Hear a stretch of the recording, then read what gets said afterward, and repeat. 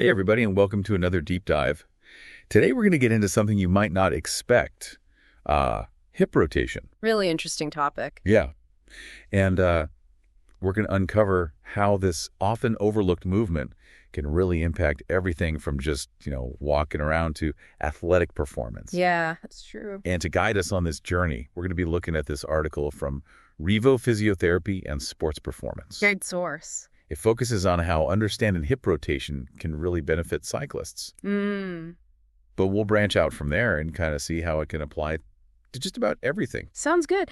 The article actually starts off by discussing float in cycling pedals. Okay. And that's a really good entry point into this whole concept. Yeah, it's funny you mentioned float. I've always kind of known about it, especially with clipless pedals, but I never really thought about the historical context of float. Right. Where did it come from? Why do we need it? Well, and that's what's so fascinating about this article is that it points out that those older toe clips, essentially locked the foot in place. Oh, yeah. Which could lead to some serious stress on the knees when you're pedaling. That makes sense. So are we saying that clipless pedals with float were like a game changer in terms of knee health? Absolutely. They allow for a bit of rotational freedom right there at the cleat, and it just lets your foot move more naturally as you pedal. It's almost like the pedals are mimicking the way our bodies are naturally designed to move. Precisely. And that's where the article makes this connection between pedal float and hip rotation, calling it the body's natural float mechanism. Wow. I like that. That's a fantastic analogy. It makes you realize how important this natural rotation is for our bodies. For sure. And think about it. When you walk too, your hip rotates with each step as your pelvis moves over your femur. Okay. And this rotation, it's essential for smooth, efficient movement. So we're designed to float just like those well-designed pedals. Exactly. What happens when that natural float is restricted? Well, that's where things can get interesting and potentially problematic. The article highlights a pretty surprising statistic, and that is many people have less than 50% of their normal hip rotation range. Less than 50%. Less than 50%. And, this limitation can lead to a cascade of issues. Oh, wow. Okay, that sounds a little bit concerning.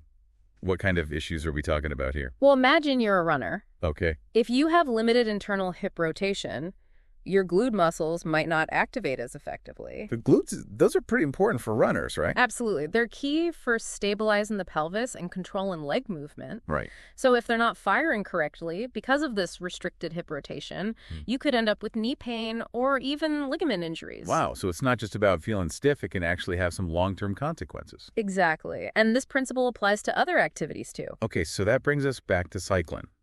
How does limited hip rotation impact cyclists? Well, when you push down on the pedal, your hip naturally wants to rotate internally. And if it can't rotate freely, your body's going to find ways to compensate. And I'm guessing that compensation isn't ideal. Not really. It could lead to overuse of other muscles, strain on your knees, or even twisting in your spine. Ouch. That doesn't sound like a very comfortable or efficient ride. It seems like having good hip rotation is important for a lot of movements. It is. And, the article does touch upon specific exercises to improve hip rotation. Right. But instead of going into detail here, we want you to explore this further on your own. That sounds like a challenge. What's the best way to approach this exploration? Well, a simple online search for hip rotation exercises will yield a wealth of information. Okay. However, if you want a more personalized approach, consulting with a physical therapist is always a great option. That makes sense. They could assess your individual needs and recommend exercises that are tailored to you. What are some other activities besides cycling and running that might benefit from good hip rotation? Well, almost any activity that involves lower body movement can benefit from good hip rotation. Let's take climbing, for instance. Yeah, climbing is a great example. It demands such a wide range of motion in the hips, especially when you're reaching for that next hold or, maneuvering your body around different angles. I never thought about it that way, but you're right. Yeah. If you had, restricted hip rotation, you wouldn't be able to make those movements. Exactly. You'd be limited in your reach, and you might have to compensate by overextending your spine or putting too much stress on your shoulders. Ouch. That could lead to some injuries. It could, for sure. And then let's not forget about skiing. Think about all the fluid dynamic movements involved in skiing, turning, carving, absorbing bumps. I can imagine hip rotation plays a big role in all of that. It does. It allows skiers to maintain balance and control as they navigate the slopes. And, if you have limited hip rotation, you're going to be stiffer and more awkward in your movements, which could make you more likely to fall. So once again, it seems like hip rotation is really important for efficiency and injury prevention in so many different activities. It is. And, while we've been focused on these athletic pursuits, it's important to remember that hip rotation impacts our everyday lives too. We already talked about walking, but are there any other, everyday activities where hip rotation is important? Well, consider something as simple as getting in and out of a car. That movement requires a good amount of hip rotation, and if you have limited mobility, it might feel awkward or stiff or even painful. I've never thought about it that way, but you're right. It's amazing how something as simple as hip rotation can have such far-reaching implications. It is. It really underscores the importance of maintaining good hip mobility throughout our lives. So I'm curious about the mechanics of limited hip rotation. What's going on in the body when our hips aren't moving as freely as they should? Well, it's not always one single factor. Sometimes it's a combination of things. Tight muscles, particularly the hip flexors, hamstrings, and glutes, can restrict hip rotation. So stretching those muscles regularly could help. Definitely. But it's not just about muscle tightness.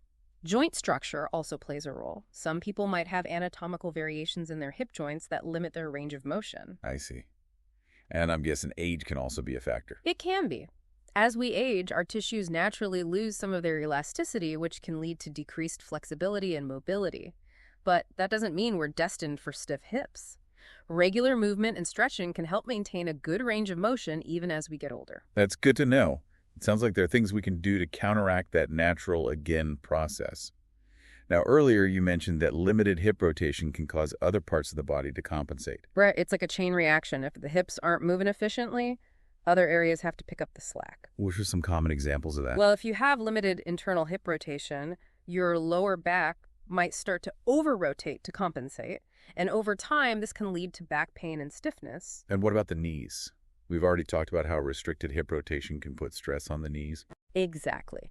Limited hip rotation can cause the knees to twist inwards during activities like running or squatting, which can strain the ligaments and lead to pain. So it all comes back to the hips. Yeah. I'm starting to understand how seemingly isolated issues can actually stem from these underlying mobility restrictions. Exactly. It's all connected. So how do we break this cycle of compensation? Well, the first step is to address the root cause, limited hip rotation. And as we've discussed, this involves a combination of stretching, strengthening, and possibly even seeking professional guidance from a physical therapist. It sounds like improving hip rotation is kind of like a win-win situation. They can boost our performance, prevent injuries, and even help us move through everyday life with more ease and comfort. You got it. And while the article we're discussing doesn't dive into specific exercises for improving hip rotation, They did leave us with that challenge to explore those exercises on our own. they did. So let's delve into that exploration a bit further. What are some strategies or resources that our listeners could use to find some effective hip rotation exercises? Well, as you mentioned, a simple online search can be a good starting point. But it can also feel a little bit overwhelming with so much information out there. I agree. It's important to be discerning about the information you find online. Look for reputable sources like articles from physical therapists or certified strength and conditioning coaches. And if our listeners are feeling unsure or overwhelmed, seeking guidance from a qualified professional is always a good option. Absolutely. A physical therapist can assess their individual needs and create a personalized plan to address any limitations. Besides seeking professional guidance, are there any general tips for choosing and performing hip rotation exercises? One important tip is to focus on both internal and external rotation. Many people tend to be tighter in internal rotation, but neglect in external rotation can also create imbalances. So it's about finding that balance. Exactly. And it's crucial to listen to your body. Don't force any movements that cause pain. Start slowly and gradually increase your range of motion as you feel more comfortable. That's good advice for any type of exercise. Now, I'm curious about the long-term benefits of improving hip rotation. Beyond just the immediate benefits of increased mobility and reduced pain, what are some other positive outcomes we might experience? That's a great question. Improving hip rotation can have a cascading effect throughout the body. For example, it can improve posture by reducing the need to compensate for that limited hip mobility. So if your hips are moving freely, your spine doesn't have to twist and contort to make up for the lack of motion. Precisely. And improved posture can lead to a whole host of benefits like reduced back pain, better breathing, and even a more confident appearance. It sounds like improving hip rotation is an investment in our overall well-being. It is. Well, we've covered a lot of ground in this deep dive. We have, and we're almost ready to wrap things up. But before we do, Let's take a moment to revisit that thought-provoking question you posed earlier. Yes. The question about how understanding and improving our hip rotation can change the way we move, train, or simply go about our day. It's a powerful question. I'm curious to hear your thoughts on how we can apply this newfound knowledge to our own lives. Well, I think the first step is to just become more aware of our hip rotation or lack thereof in our daily activities. And once we're more aware, what's next? Then we can start to incorporate simple exercises and stretches into our routine to improve our mobility. It doesn't have to be a huge time commitment. Even a few minutes of focused movement each day can make a difference. I like that.